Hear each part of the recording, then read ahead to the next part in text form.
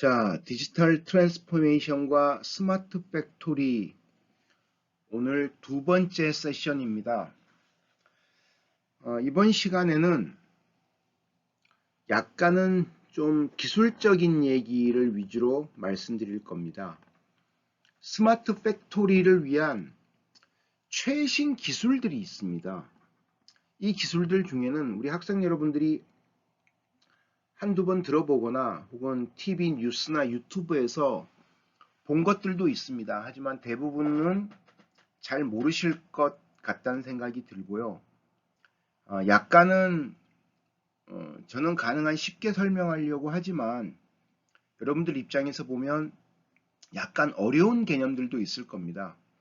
그러면 100%다 이해하기가 힘들더라도 이런 개념이구나 라는 정도만 알아두시면 될 것 같습니다. 너무 깊이 있게 고민하실 필요까지는 없고요. 이렇게 한다는 얘기지, 이렇게 구현된다는 거지 라는 것 정도만 여러분이 이해하시면 좋을 것 같습니다. 그럼 지금부터 스마트 팩토리의 주요 기반 기술에 대해서 말씀을 드리겠습니다. 자, 그럼 스마트 팩토리의 개념도를 중심으로 기반 기술 측면에서 스마트 팩토리에 대한 정의를 다시 한번 내려보도록 할게요. 왼쪽 그림은 아까 첫 번째 세션에서 제가 여러분께 설명드렸던 스마트 팩토리의 기본 개념, 모든 제조 과정이 똑똑해지고 이거는 공정으로 보면 기획 설계 단계의 변화, 생산 과정의 변화, 유통 판매의 변화라고 설명을 했습니다. 약간 추상적으로 얘기를 했잖아요. 그래서 이 과정을 통해서 얻을 수 있는 효과는 기획 설계 단계에서는 기간 단축, 맞춤형 제품 개발, 생산 과정에서는 다품종 대량 생산, 그리고 에너지 설비 효율 제고, 그리고 유통 판매 단계에서는 재고 비용 감소, 품질 물류 등 전 분야 협력이 가능하다고 했는데 이거를 기술적인 측면, 스마트 팩토리의 기반 기술 측면에서 다시 이 개념도를 그리면 오른쪽에 삼정 KPMG 경제연구원에서 그려놓은 그림이 제가 지금까지 본 국내외 관련된 자료들 중에는 가장 일목요연하게 설명을 잘 해놓은 표라고 생각이 들어서 인용을 했습니다. 이런 겁니다. 일반 공장은 앞쪽 왼쪽에서 보이는 것처럼 생산 설비, 제어 시스템, 그리고 공장 관리 이렇게 되고 이 과정에서 결국은 수작업으로 많이 관리를 한다 그랬잖아요. 아까 제가 비포 애프터 설명을 보여드리면서. 근데 스마트 팩토리는 이런 과정들이 여기 나와 있는 스마트 팩토리의 요 네모난 부분들, 특히 파란색 네모로 된 부분들에 관련된 IT 최첨단 기술이 결합됨으로써 사무실의 대시보드로 일목요연하게 관리하고 현장에서도 자동화된 시스템으로 일을 처리하는 것이 가능해진다는 것입니다. 예를 들면 최첨단 기술 기반 기술 중심으로 본다면 맨 위에서부터 보죠. 클라우드 포그 컴퓨팅. 제가 이 상세 내용은 뒤쪽에 설명을 드릴게요. 그리고 데이터 애널리틱스, 데이터 분석 관련된 부분들이 있고 인공지능, 머신러닝 뭐 이런 부분들, 인공지능과 관련된 기술이 있고요. 하단의 왼쪽에서 보면 생산 설비 프로세스와 관련된 부분에서 IoT, 사물 인터넷 기술들이 있고요. 그 다음에 아까 LG전자 비디오에서 봤던 각종 로봇들, 로보틱스라고 하죠. 그리고 혹은 LG전자 비디오에서 안 보였지만은 요즘 제조업의 생산 공정에 3D 프린터를 쓰는 경우도 많습니다. 그래서 뭐 임플란트 같은 이런 보철 재료를 만들 때도 3D 프린터를 이용해서 제조하는 회사들도 많이 생기고 있고요. 심지어 제가 뒤쪽에 보여드리겠습니다만은 독일에서는 3층짜리 아파트를 짓는데 3D 프린터를 이용해서 아파트를 짓는 비디오를 제가 하나 영상을 넣어놨으니까 다시 설명을 드릴게요. 그러면 스마트 게이트웨이라는 것은 관문이잖아요. 그래서 각종 공장 현장에 있는 생산 설비에서 나오는 데이터들과 그리고 그런 생산 설비에 대한 데이터를 분석하는 컴퓨터 시스템들이 서로 긴밀하게 결합될 수 있도록 하는 스마트 게이트웨이가 있고, 그래서 로보틱스나 3D 프린트에서 나오는 IoT에서 나오는 사물 인터넷 관련된 정보들이 스마트 게이트웨이를 통해서 상단에 클라우드 컴퓨팅, 포그 컴퓨팅 쪽으로 데이터가 넘어가거나 혹은 오른쪽에 제어 시스템, 혹은 제어 시스템에는 VR, AR, MR, 가상현실, 증강현실, 혼합현실 같은 그런 제어 시스템으로 데이터가 넘어가고요. 그런 데이터가 다시 위에 있는 인공지능 관련된 정보를 받아서 최적화 의사결정을 내리게 되면 오른쪽에 공장 운영의 관제 및 최적화 관리가 가능해진다는 것입니다. 그리고 이런 것을 전체 아우르는 기반 인프라에는 사이버 물리 시스템, 사이버라는 것은 디지털로 된 가상 공간을 얘기하는 것이고, 물리 시스템은 피지컬, 우리 현실 세계를 얘기하는 것입니다. 이 두 개가 결합된 걸 얘기하는 것인데, 이것도 뒤쪽에서 제가 설명을 드릴게요. 그리고 이런 데이터를 전송하는 또 데이터를 주고받는 기계들이 워낙 많아지기 때문에 사이버 보안도 정말 중요해진다는 것입니다. 그래서 이런 부분을 중심으로 스마트 팩토리의 기반 기술 측면에서 개념도를 이해하시면 좋을 것 같고요. 여기서 여러분들이 꼭 알아두실 만한 6가지 기술에 대해서 지금부터 하나씩 설명을 드리도록 하겠습니다. 자, 그럼 지금부터 스마트 팩토리의 기반 기술 5가지를 하나씩 여러분이 이해하실 수 있도록 가능한 좀 쉽게 설명을 하도록 하겠습니다. 먼저 첫 번째 기술은 사이버 물리 시스템, 사이버 피지컬 시스템, CPS라는 개념입니다. 어렵게 이해하지 마시고, 사이버는 우리가 컴퓨터로 만들어진 그런 공간을 사이버 공간이라고 하잖아요. 그죠? 피지컬은 뭐죠? 우리가 일상적으로 생활하는 오프라인 세상. 그래서 사이버 공간과 오프라인 공간이 유기적으로 융합되는 겁니다. 융합이 되려면 어떻게 해야 될까요? 이게 스마트 팩토리 같은 생산 현장이라면 생산 현장의 일단 오프라인 공간에는 생산 라인이 있고, 생산 라인의 시작점에는 원자재, 부품들이 공급이 되고, 그죠? 거기서 숙련공들이, 노동자들이 조립을 하거나 납땜을 하거나 용접을 하거나 뭐 이렇게 해서 뭐가 만들어질 거 아닙니까? 이런 내용들이 아까 제가 비포 애프터 첫 번째 세션에서 보여드린 것처럼 관리자가 자기 사무실에 앉아 있으면 그런 오프라인의 물리적 내용들과 진행 상황이 다 사이버 공간으로 다 올라오는 겁니다. 그래서 한눈에 일목요연하게 판단할 수 있도록 한다는 것이죠. 그래서 현실 세계의 다양한 물리화학 및 기계공학적 시스템, 피지컬 시스템이죠. 이거를 컴퓨터와 네트워크 기술을 이용해서 자율적 지능적으로 제어하기 위한 기술을 CPS라고 합니다. 그러니까 생산 라인에 있는 특정 기계, 특정 라인의 정보를 하나만, 한두 개 정도만 올리는 게 아니라 거기에 있는 설계 정보, 원자재 수급 정보, 생산 진행 정도에 대한 정보, 생산 공정에 있는 각 장비에 장애가 생기지 않는지 여부에 대한 정보, 그리고 마지막 제품이 완성됐을 때 아까 LG전자에서 얘기하는 것처럼 자동으로 제품에 하자가 있는지 여부의 품질 관리를 하는 정보, 이런 정보들이 일목요연하게 다 올라와야 된다는 것이죠. 그래서 왼쪽에 보시면 왼쪽의 그림은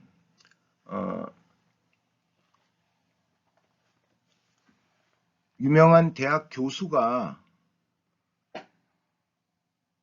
이 사람 발음을 저도 어떻게 해야 될지 잘 모르겠는데, 왈스터라는 교수가 인더스트리 4.0 시대의 스마트 팩토리라는 자신의 논문에서 발표한 제조 산업 분야의 CPS, 사이버 물리 시스템에 대한 기본적인 개념도를 쓴 것입니다. 일단 맨 하단에는 인터넷 오브 띵스, 사물 인터넷 기술이 들어가야 되는 거죠. 어쨌든 사물 인터넷이란 게 뭐죠? 기계나 어떤 센서로부터 데이터가 나오는 거잖아요. 이게 가장 기반 시스템이 되고, 맨 윗단의 인터넷 오브 서비스는 결국 이렇게 해서 의사결정을 위한 정보들이 인터넷으로 전달이 돼야 된다는 것입니다. 그 밑에 이제 가장 큰 박스가 사이버 물리 시스템 혹은 사이버 물리 생산 시스템의 기본적 개념도예요. 그 안에 이제 스마트 팩토리라는 개념이 들어가는 거죠. 그래서 이 사이버 물리 시스템에는 기본적으로 맨 가운데 박스의 맨 위에 PLM, SCM, CRM, QMS, ERP 같은 이런 서비스를 보세요. PLM은 제품의 설계에 관련된 정보, SCM은 공급망, 물류에 관련된 정보, 그러니까 제품, 부품의 수급과 관련된 이런 정보들, CRM은 고객 관계 관리에 대한 정보, QMS는 퀄리티, 품질에 대한 정보, ERP는 전사의 어떤 정보 시스템에 대한 정보들, 이런 것들을 다 망라해서 사이버 물리 시스템이 만들어지는 겁니다. 근데 이 사이버 물리 시스템은 이런 PLM, SCM, CRM, ERP, QMS 시스템만 가지고 만들어지는 건 아니고 하단에 인터넷 오브 띵스라는 사물 인터넷 정보도 같이 받는다는 거죠. 그죠?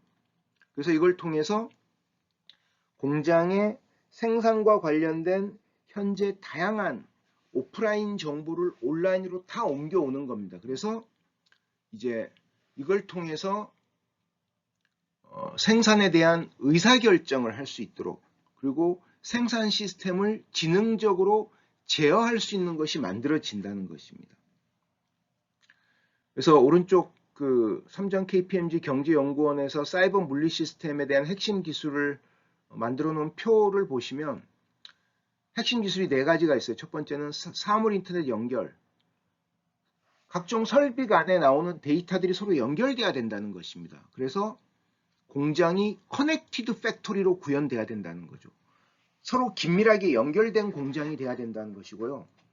두 번째, 사이버 물리 시스템이 가능해지려면 두 번째 핵심 기술은 플랫폼 통합.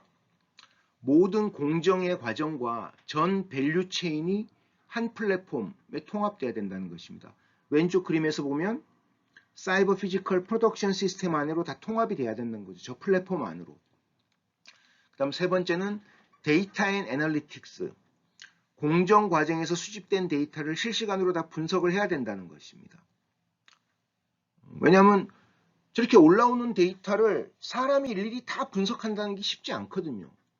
그러면 시스템에서 자동적으로 분석 정보, 예를 들면 앞서 설명할 때 센서에서 올라오는 데이터를 기반으로 어떤 장비에 PLC나 CNC 관련 장비에 일정한 기준치를 넘는 데이터, 소음 데이터나 삐걱거리는 데이터 혹은 기계의 진동 데이터 이런 것들이 올라오면 그게 일정 수준치를 넘으면 기계에 문제가 생겼다는 것을 자동적으로 이제 관리자에게 얼러트, 경고 메시지를 주는 이제 그런 데이터 분석 시스템이 필요한 것이죠. 그리고 품질 쪽에서도 예를 들면 1000개 생산해서 품질이 1개 정도 난다. 그러면 0.1%잖아요. 그럼 그거는 회사 입장에서 이거는 용인할 수 있는 거다라고 하면 넘어가는데 갑자기 오후 3시부터는 1000개 출하되는 제품 중에 2개씩 불량이 생긴다. 그러면은 원래 회사가 용인하는 0.1%를 넘어서 0.2%의 문제가 생기는 거잖아요. 그럼 이제 예를 들면 이거는 자율적 지능적으로 제어하기 위한 어떤 이벤트가 발생했기 때문에 관리자 입장에서는 라인을 멈출 건지 그대로 갈 건지를 의사결정을 해야 되는 거죠. 다음 마지막으로 인공지능 고도화는 결국 이 과정에서 자율화 및 최적화된 의사결정을 통해서 공정 자동화 및 지능화를 하기 위해서는 이 왼쪽 그림의 가운데 있는 사이버 물리 생산 시스템 안에 인공지능 관련된 기술들이 충분히 녹아 들어가 있어야 된다는 것입니다. 그래서 우리 CPS는 오프라인에 있는 각종 기계와 각종 그 프로세스, 생산 진행에 관련된 제반 정보들이 온라인으로 다 녹아 들어감으로써 이 온라인에서 인공지능이 판단해서 다시 그 기계로 생산 라인을 멈추라고 하든지 아니면 품질 관련해서 이런 부분을 좀 더 세밀하게 보라고 한다든지 이런 부분에 대한 지능적이고 자율적인 제어를 실현할 수 있는 그런 환경 혹은 기술을 우리가 사이버 물리 시스템 혹은 CPS라고 한다는 걸 꼭 기억하시면 좋을 것 같습니다.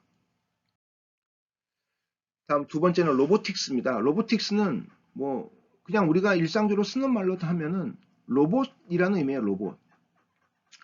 그래서 4차 산업혁명 시대에는 특히 이런 스마트 팩토리 환경에서는 산업용 로봇이 정말 중요합니다. 아까 LG전자에서 보다시피 사람 몇 명 안 보이고 노동자들도 뭐 그 영상 속에 많이 안 비춰지긴 했지만은 그래도 로봇이 훨씬 많잖아요. 그죠? 생산 라인 양쪽에 로봇 팔들이 양쪽으로 막 움직이고 공장 바닥에는 부품을 실어 나르는 그런 그 카트 같은 로봇도 움직이고 상단에는 또 위에 컨베이어 벨트처럼 상단에서 부품을 옮기는 컨테이너 같은 로봇도 있고 그죠? 하단의 그림을 보시면 KT가 얼마 전에 현대 로보틱스 로봇 만드는 회사죠. 저 현대 로고 있는 저 공장용 로봇을 만드는 회사와 5G 기반의 스마트 팩토리용 산업용 로봇을 같이 출시를 했습니다.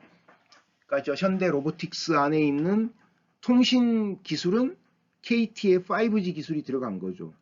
그래서 아까 LG전자도 공장 내 기계가 로봇 간에는 다 5G로 통신한다고 했잖아요.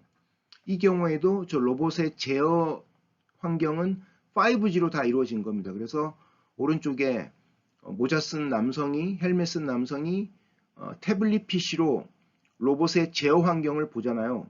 근데 저거는 다 5G로 기계하고 통신이 되는 것입니다. 그래서 요즘 유연한 그 로봇 관련해서 많이 나오는 개념이 양팔 로봇. 보통은 옛날 로봇은 한팔 로봇인데 지금은 로봇이 사람처럼 양팔로 움직이는 로봇들이 정말 많이 나오고요. 특히 여러분이 꼭 알아두실 만한 개념은 협동 로봇입니다. 협동 로봇은 영어로 콜래보레이션, 우리가 협업이라고 하잖아요. 콜래보레이션. 그것을 콜래보러티브 로봇. 그래서 줄여서 코봇이라고 합니다. 코봇. 콜래보러티브 로봇이라고 해서. 그래서 이런 사람과 같이 생산 라인에서 로봇이 같이 움직이는 거예요. 옛날 로봇은 로봇이 움직이는 곳에 사람이 접근하면 안 되거든요. 위험하니까. 근데 지금은 로봇과 사람이 같이 소통하면서 생산 라인에서 같이 움직이는 겁니다. 제가 다음 장에서 비디오를 하나 보여드릴게요. 그래서 이걸 통해서 유연 생산 체제로 전환이 가능해진다는 것입니다. 로보틱스에서 핵심은 산업용 로봇이고 산업용 로봇 중에 요즘 특히나 주목을 많이 받는 기술은 협동 로봇, 콜래보러티브 로봇이라는 것을 꼭 기억해 두시면 좋을 것 같습니다. 자, 그럼 다음 장에서 이 협동 로봇에 대한 영상을 하나 보여드릴게요.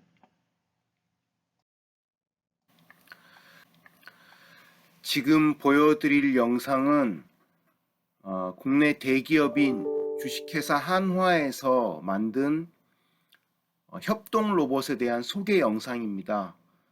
간단하게 이 비디오를 좀 보시면서 협동 로봇이 어떤 것인지 이해하시면 도움이 될 것 같습니다. 주문을 받아 커피를 만들고 위생적인 환경에서 안전하게 전달하고 위험한 일들을 대신해주는 이 로봇. 일상생활에서 이미 자연스럽게 녹아들기 시작한 이 로봇은 사람이 하는 일을 바로 옆에서 함께하고 도와주는 주 하나 기계 부문의 협동 로봇입니다.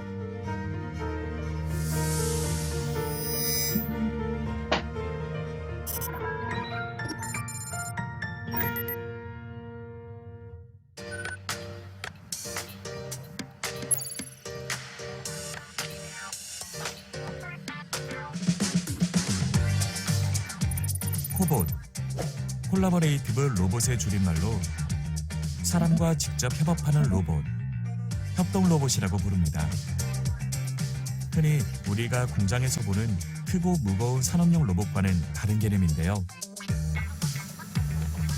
기존 산업용 로봇은 빠른 동작을 하도록 만들어져 있습니다. 더군다나 무게가 무겁기 때문에 사람들이 주변에 있는 것은 굉장히 위험하다고 판단이 되어서 담벼락과 같이 사람의 접근을 막아야 되는 부분이 필수였는데요. 협동 로봇은 동작을 하다가 사람이 근처에 가서 로봇과 닿게 되면은 바로 멈춰서 사람이 다치지 않게끔 해주거든요. 협동 로봇의 기본이 안전성이라면 주 한화 협동 로봇은 여기에서 더 나아가 로봇 제조사 최초로 직접 터치하지 않아도 알아서 속도를 조절해 멈추는 기술을 추가했습니다. 로봇 주변을 3D 카메라로 감시하고 있어서 사람이 주변에 가까이만 가더라도 그걸 인지하고 로봇의 동작을 멈춰서 좀 더 안전하게 로봇 사용할 수 있도록 해주고 있습니다.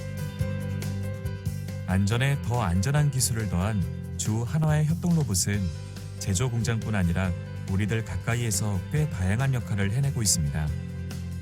치킨을 튀기는 셰프 로봇, 단단한 사과부터 깨지기 쉬운 달걀까지 힘을 조절해가며 옮기는 똑똑한 로봇, 코로나19로부터 안전한 환경을 만들기 위해 반복적인 소독 작업을 하는 로봇 등 서비스업에서의 활용 범위가 확대되고 있습니다. 고객이 그 점원이 없는 그 점포에 들어가서 키오스크를 통해서 본인이 앉을 좌석 그리고 이제 본인이 주문할 메뉴들 사전에 입력을 하고 로봇 바리스타가 만든 그 각각의 메뉴들을 가지고 완성을 시키신 다음에 주문된 그 음료들을 이제 픽업하는 시스템이고요. 고객의 동선과 로봇의 동선들이 또 겹치실 수 있기 때문에 안전의 측면도 저희가 고려해서 완전한 무인화된 그 카페를 현재 지금 운영을 하고 있습니다. 주 한화의 바리스타 로봇이 만든 커피는 서울, 천안, 대전 등 전국 10개의 카페에서 맛볼 수 있는데요. 좀 이제 제가 단 걸 좋아하다 보니까 캐러멜 마키아토를 2잔을 시켜 먹어봤는데 굉장히 좀 훌륭했습니다. 주 한화 협동 로봇의 기술력은 여기서 끝이 아닙니다. 원래 로봇은 아주 단순한 동작을 할 때도 그 움직임을 세세하게 나눠 수많은 데이터들을 일일이 입력해야 하는데요. 아기가 처음 가위를 봤을 때 어디를 잡고 들어야 할지 여러 시행착오들을 경험하며 점점 터득해 나가듯이 주 한화 협동 로봇이 자체 개발한 AI 기술을 활용한다면 사람처럼 다양한 경험을 통해 스스로 동작을 구현해낼 수 있습니다. RAIV 로봇 AI 비전의 약자이고요. 저희 라이브 솔루션 같은 AI가 적용이 됐을 때는 이제 새로운 물체가 들어오더라도 어디를 잡고 옮겨야 되는지를 금방금방 일을 해낼 수가 있는 거죠.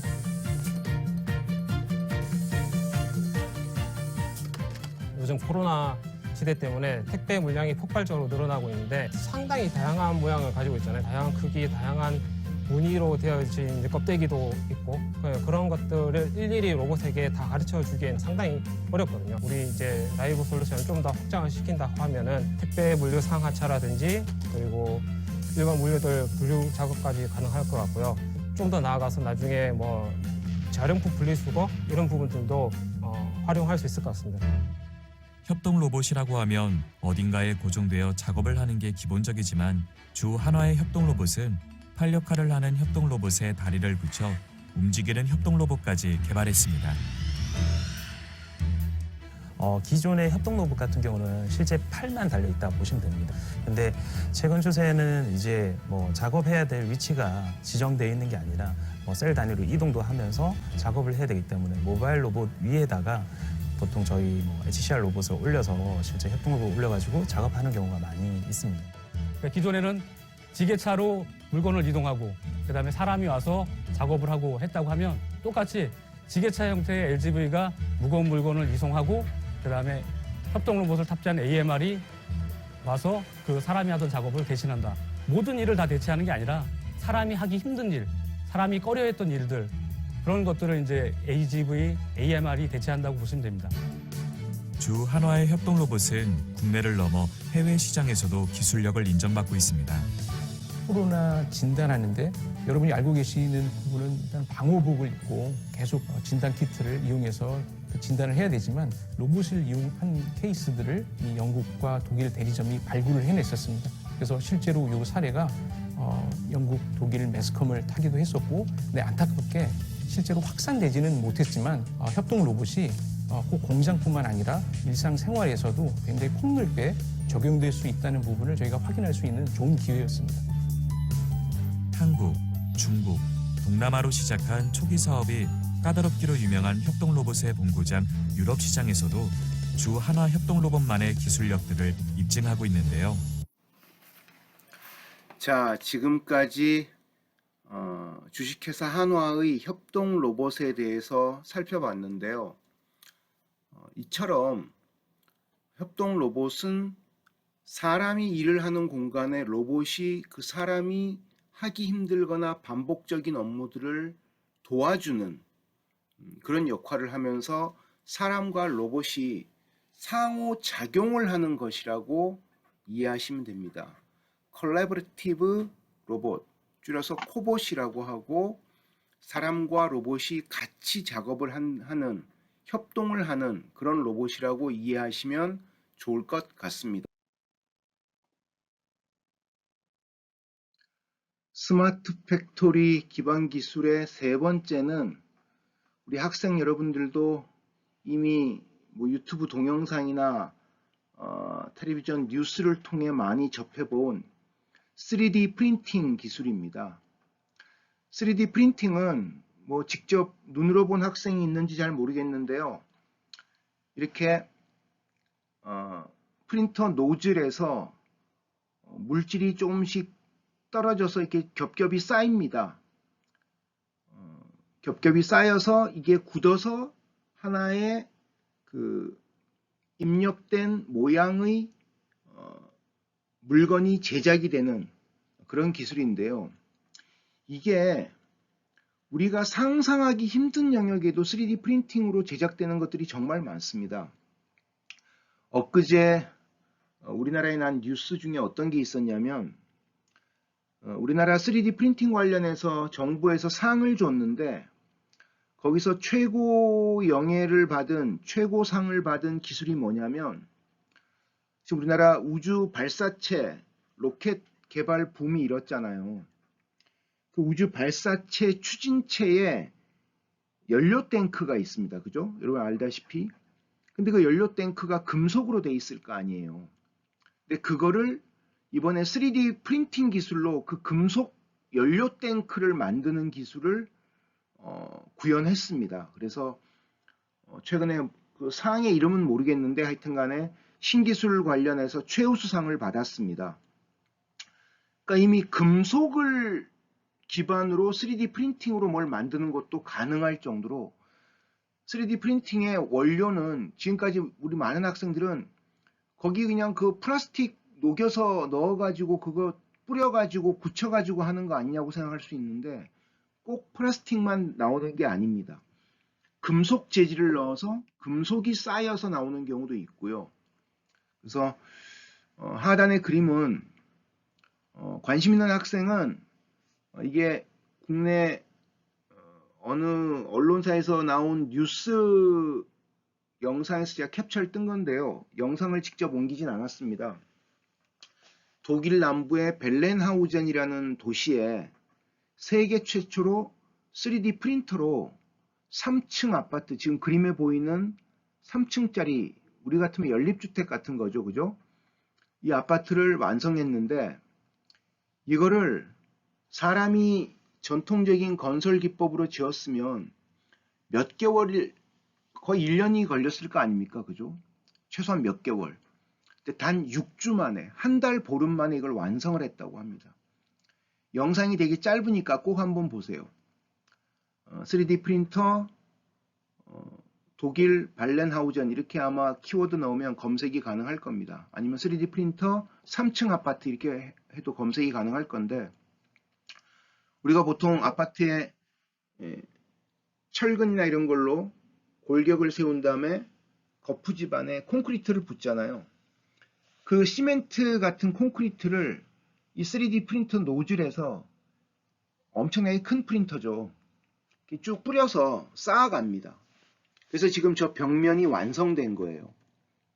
보니까 정말 이제는 건설 환경도 정말 이 3D 프린팅이 세상을 바꿀 수 있겠구나. 물론 우리가 지금 살고 있는 고층 아파트까지는 아직 뭐 쉽지 않겠지만 어쨌든 저런 단독주택이나 연립주택 정도 수준의 복합 건물 정도는 3D 프린터로 저렇게 충분히 완성할 수 있다는 것, 이런 부분을 우리가 되게 감명 깊게 저는 봤고요. 여러분도 한번 꼭 이 영상을 보시기를 추천드립니다. 그래서 우리가 3D 프린터를 생산 현장에 도입을 하면 미리 재고를 확보해 둘 필요가 없습니다. 주문 들어오면 그때 엔터 딱 누르면 컴퓨터에 있는 도면대로 3D 프린터로 물건이 딱 만들어지는 거예요. 물론 복잡한 전자제품은 다시 거기에 전자제품의 기판을 넣고 CPU, 메모리를 넣고 조립하는 과정이 필요하겠지만은 어쨌든 그런 부품들이 완성된 채로 이렇게 반제품들이 있으면 3D 프린터로 만든 외형에다가 끼워 넣어서 제품을 조립하면 되잖아요. 그래서 맞춤형 주문 생산이 가능하고 다품종 소량 생산이 구현될 수 있는 큰 장점이 있다는 것. 그래서 스마트 팩토리에, 아직은 모든 스마트 팩토리에 3D 프린팅 기술이 다 접목될 필요는 없겠지만은 앞으로 점점 그 활용 분야가 넓어지고 있고, 그래서 이 3D 프린팅이 산업기기, 항공, 자동차, 소비재 등 다양한 영역에서 주목받고 있다는 걸 꼭 기억하실 필요가 있을 것 같습니다. 자, 다음은 조금 기술적으로 어려운 얘기인데요. IoT 기반의 포그 컴퓨팅입니다. 포그가 뭐죠? FOG? 안개잖아요, 안개. 자, 하단의 그림을 보십시오. 맨 밑단에 자동차와 스마트폰과 컴퓨터 서버, 그리고 랩탑, 노트북, PDA 같은 게 있습니다. 그죠? 이게 최종 사용자 단의 단말기라고 칩시다. 지금은 자동차도 테슬라의 자동차 같은 경우는 사실은 움직이는 컴퓨터나 마찬가지잖아요. 그죠? 이런 다양한 정보로부터, 시스템과 단말기로부터 정보가 무지하게 쏟아집니다. 근데 가운데 포그라는 걸 없다고 생각하면은 다 저 메뉴에 클라우드 데이터 센터로 데이터가 보내지고 거기서 뭔가가 처리돼서 데이터가 다시 의사결정될 수 있는 분석 정보가 내려와야 돼요. 그런데 꼭 그렇게까지 중앙 집중적인 저 클라우드 데이터 센터의 서버로 데이터를 다 보낼 필요가 없다는 겁니다. 예를 들면 저 자동차 같은 경우는 자동차가 움직이는 그 구역 내에 자동차의 데이터를 받아서 뭔가를 처리해주는 스몰 데이터 센터, 조그만 데이터 센터. 근데 이 포그 컴퓨팅의 저 조그만 가운데 포그라는 데이터 센터는 클라우드 데이터 센터보다 훨씬 적은, 심지어 어떤 경우에는 자그마한 인공지능 칩 하나인 경우도 있어요. 혹은 서버 한두 대 있는 경우도 있고. 그래서 클라우드 데이터 센터와 맨 밑단의 자동차, 컴퓨터, 노트북, 스마트폰 같은 IoT 기기 및 센서 사이의 중간 계층에 컴퓨팅 서비스를 제공해 주는 곳을 마치 메뉴의 클라우드는 구름이잖아요. 큰 중앙 집중적인 구름이 있고 그 밑단에 사용자 단말기 근처에 안개처럼 포그 데이터 센터, 포그 컴퓨팅을 할 수 있는 그런 자그마한 서버들이 많이 주변에 이제 깔릴 거라는 게 포그 컴퓨팅의 개념입니다. 그래서 생산 설비 같은 경우 공장 근처에 혹은 공장 안에 포그 컴퓨팅을 위한 조그만 데이터 센터가 만들어지면 굳이 그 회사 서울 본사의 시스템이 연결되어 있는 본사 데이터 센터나 혹은 아마존 같은 클라우드 데이터 센터까지 데이터가 다 안 가더라도 포그 데이터 센터에서 기본적인 의사결정에 대한 부분을 처리해주고 연산 작업을 해주는 그런 것들이 앞으로 많이 이 컴퓨터 환경에서 앞으로 유행할 수밖에 없을 거라는 것이 전문가들의 일반적인 견해거든요. 그래서 제조 현장의 데이터 수집과 실시간 처리 및 통제 역할을 먼 데 있는 클라우드 데이터 센터에서 하는 게 아니라 저기는 주로 분석 작업 이런 것만 해주고 그 단말기 근처에 있는 혹은 IoT 센서 근처에 있는 포그 데이터 센터에서 포그 센터 혹은 포그 컴퓨터 집단에서 실시간으로 뭔가를 처리해서 의사결정을 할 만한 정보를 전달해 주는 이런 과정들이 이루어진다고 해서 바로 밑에 나와 있는 것처럼 분권화된 데이터 관리가 가능하다. 왜냐하면 저 하단에 노트북이나 컴퓨터나 혹은 공장 자동화 기기나 스마트폰 혹은 자동차에서 올라오는 모든 데이터가 클라우드에 다 올라갈 필요가 없는 경우가 있습니다. 그죠? 그러니까 그런 것들은 밑에 아래에서 간단하게 처리해서 포그 데이터 센터에서 처리해서 결정된 정보를 내려주는, 그래서 이거를 분권화된 데이터 관리 기능이라고 하고요. 제조 현장에서 발생하는 수많은 데이터 트래픽을, 그 데이터들을 중앙 집중적으로 굳이 처리할 필요가 없는 경우에 이 각각의 객체, 자동차, 컴퓨터 장비, 생산 장비 같은 객체와 근접한 장소에서 센싱하고 데이터를 모으고 연산 작업, 컴퓨팅 작업을 해서 처리해주는 그런 장점이 있다는 것입니다. 그래서 이 포그 컴퓨팅은 아직 저처럼 IT 전문가들도 아직은 많이 사용하는 개념은 솔직히 아닙니다. 아직 한국에서는 아직 머나먼 얘기처럼 들릴 수 있을 정도로 아직은 한국은 아직 뭐 구현된 사례도 거의 없고요. 근데 여러분이 이제 사회생활을 할 때쯤 되면은 우리 학생들이 지금 4학년 말고 2학년, 3학년 혹은 1학년 같은 저학년 학생들이 앞으로 사회생활 할 때쯤 되면은 이 포그 컴퓨팅이라는 개념이 정말 되게 활성화되어 있을 가능성이 높다는 것입니다. 왜냐하면 지금 IoT 센서나 스마트 팩토리 같은 공장 자동화와 관련된 부분들이 점점 많이 확산되고 있기 때문에 현재는 그런 것들을 다 중앙 집중적으로 클라우드 데이터 센터로 데이터를 보내서 처리하는 경우가 많거든요. 근데 굳이 그렇게 할 필요가 없다는 것이죠. 그래서 IoT, 사물 인터넷 기반의 포그 컴퓨팅이라는 개념을 꼭 기억해 두시면 좋을 것 같습니다. 자, 스마트 팩토리 기반 기술의 마지막 5번째는 사이버 보안입니다. 아까 앞쪽에 기술적인 개념도 설명할 때 오른쪽에 기반 기술에 들어가는 부분이 사이버 보안이 있었죠. 왜 사이버 보안이 점점 중요해지냐면 이제는 우리가 쓰는 컴퓨터가 아니라 조그만 센서에서 데이터를 누가 해킹할 경우가 있어요. 그러면 공장 자동화 시스템이, 공장의 생산 라인이 멈출 수도 있습니다. 여러분 아마 외신에서 자율주행 자동차 해킹 관련된 뉴스를 한번 외신 정보를 보신 적이 있을 겁니다. 자율주행 자동차란 것은 자동차에서 어떤 데이터를 수집하면 이거를 클라우드 데이터 센터로 보내서 거기서 자동차 보고 멈춰라, 서라, 뭐 속도를 줄여라, 가도 좋다 이런 의사결정 정보를 내려줘서 자동차가 움직이는 거거든요. 근데 그게 해킹된다고 생각해 보세요. 아마 그런 혼란이 없을 겁니다. 거의 인간 사회가 거의 뭐 난리가 날 겁니다.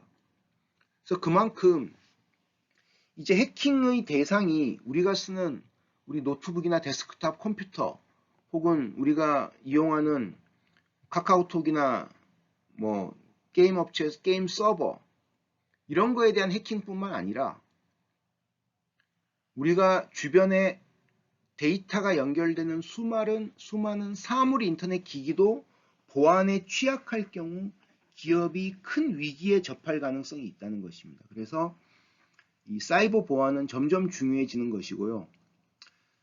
제가 이 장표에 설명하면서 인용했던 KPMG라는 컨설팅 회사가 사이버 시큐리티 앤드 IoT 서베이, 사이버 보안과 사물 인터넷 설문조사를 했는데 글로벌하게 응답자의 93%가 앞으로 사물 인터넷과 관련해서 사이버 위협에 크게 혹은 어느 정도 우려하고 있다고 응답을 했습니다. 근데 제가 보기에 한국에서 해도 저 93% 이상의 응답자가 위협을 느끼고 고민스럽다는 답을 할 거라고 저는 생각을 합니다. 그래서 혹시 우리 이 강의를 듣고 있는 학생 중에 보안 관련된 기술을 전공을 하고 있거나 혹은 그쪽 분야로 앞으로 취업을 하고 싶은 학생이 있으면 이런 사이버 보안 분야와 관련해서 좀 더 깊이 있게 고민하면 앞으로 정말 어마어마한 몸값을 받는 그런 사이버 보안 전문가로 여러분들이 변신할 수가 있을 거라는 걸 꼭 기억하실 필요가 있습니다. 이걸 하려면 학부에서 뭘 전공했든지 간에 우리나라 보안 관련된 석사 과정 중에 제일 유명한 데가 고려대 정보보호대학원이거든요. 그래서 그쪽으로 진학을 해서 보안 관련된 걸 좀 더 깊이 있게 공부하면은 정말 원하는 곳에 좋은 대우로 취업하는 게 충분히 가능하지 않을까라고 조언을 한번 드려봅니다. 그래서 이 사이버 보안의 세부 시장은 보안을 어디서 해야 되느냐? 일단 네트워크, 통신되는 망에서 보안도 중요하고요. 데이터 보안. 내가 이쪽에서 센서에서 오는 데이터가 1이란 데이터가 와야 되는데 이게 2가 오면은 서버에서 2는 문제가 없어. 1이 오면 문제라고 했는데 2가 오면은 문제가 있는데도 감지를 못할 수가 있잖아요. 그래서 데이터 보안이 중요하고 신원 및 접근 보안. 예를 들면 요즘은 아이디 패스워드 안 하고 저도 스마트폰에서 지문으로 제 신원 접근을 많이 하잖아요. 신원 보증을. 이런 식으로 안면 인식이나 홍채 인식 혹은 뭐 지문 인식 이런 걸 통해서 신원 접근을 할 경우에 근데 예를 들면 안면 인식 같은 경우 해커가 공장에 들어오면서 그 공장 관리자의 칼라 프린트 사진을 카메라에 딱 대면은 이 카메라가 무식한 카메라들은 그 사람이라고 인식을 해버린다고 합니다. 그래서 요즘은 안면인식 기술에서는 움직이는 사람의 실제 얼굴과 동영상 혹은 프린터된 사진을 구분하는 기술들이 되게 요즘 관심을 많이 모으고 있고요. 엔드포인트 보안이라는 것은 엔드포인트는 최종 끝단에 있는 단말기, 우리 같은 사람들이 쓰는 단말기는 뭐죠? 노트북이나 스마트폰, 컴퓨터가 되겠고 공장의 엔드포인트는 공장의 생산 설비이거나 혹은 공장의 어디 센서가 엔드포인트, 최종 끝단이란 뜻이죠. 끝단, 끝에 있는 그것도 중요하고요. 애플리케이션 보안은 그 스마트 팩토리 안에서 운영되는 다양한 애플리케이션들, 데이터를 분석하는 애플리케이션들 혹은 상황을 모니터링하는 아까 LG전자 영상에서 봤던 품질 관리 애플리케이션 이런 것들이 다 애플리케이션 되겠죠. 그 다음에 클라우드 보안. 클라우드라는 것은 클라우드 컴퓨팅은 우리 학생들도 요즘 USB 안 들고 다니면서 저장 장치는 다 클라우드 서비스 이용하잖아요. 기업들도 점점 많이 클라우드 서비스를 이용하거든요. 그래서 그런 클라우드 환경의 보안도 점점 중요해진다는 것. 자, 마지막으로 이런 기반 기술에 의해서 제조업의 패러다임 변화가 어떻게 오는지에 대해서 간단하게 살펴보겠습니다. 이것만 하고 두 번째 세션은 끝낼게요. 자, 사이버 물리 시스템, CPS 같은 경우에는 플랫폼 기반의 디지털 기술로 생산성을 혁신하는 것, 그리고 초연결화가 가져올 사물의 인지력, 자가 재조정력 제고. 예를 들면 사물 스스로가 센서나 기계 스스로가 상황 파악을 할 수 있게 되는 겁니다. 그리고 자기 스스로 제어를 하는 거죠. 자동적으로. 이런 것들이 이제 초연결화, 사물 인터넷 기반의 초연결화가 가져올 부분이고요.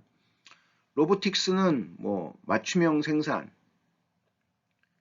디지털 노동 및 패턴의 알고리즘 지능화 이런 것들이 있고요. 3D 프린팅은 맞춤 생산도 있고 그리고 소재의 첨단화. 아까 얘기했잖아요. 로봇 우주항공 발사체, 우주선 발사체의 연료 탱크를 3D 프린터 기반으로 금속을 이용해서 만드는 기술이 최근 한국에서 개발됐다고, 그래서 정부로부터 큰 상을 받았다고. IoT 기반의 포그 컴퓨팅은 당연히 포그 컴퓨팅이 되면 아까 얘기한 초연결화 기반의 그런 진홍화 시스템도 가능하고요. 그리고 물리적 자산 보안에서 사이버 보안으로 관점이 옮겨가는 것도 되게 중요해지고요.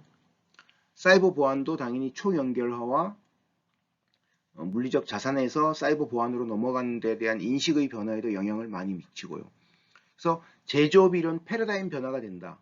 그냥 공장에서 공장장이나 관리자가 시키는 대로 노동자들이 앉아서 컨베이어 벨트에서 자기가 맡은 부분만 딱딱 조립하면 되는 것이 아니라 이제는 그런 사람의 노동력 중에 자동화할 것들은 상당 부분 로봇이 자동화하고, 그리고 사람의 움직임과 로봇의 일하는 움직임의 성과, 그리고 각종 공장의 자동화 설비의 움직임 내용들이 모두 사이버 물리 시스템으로 모여서 어떤 상황에 대한 판단을 하고 의사결정을 내리는 것이 가능해지는 것이 스마트 팩토리의 미래의 모습이다. 그리고 머지 않았다.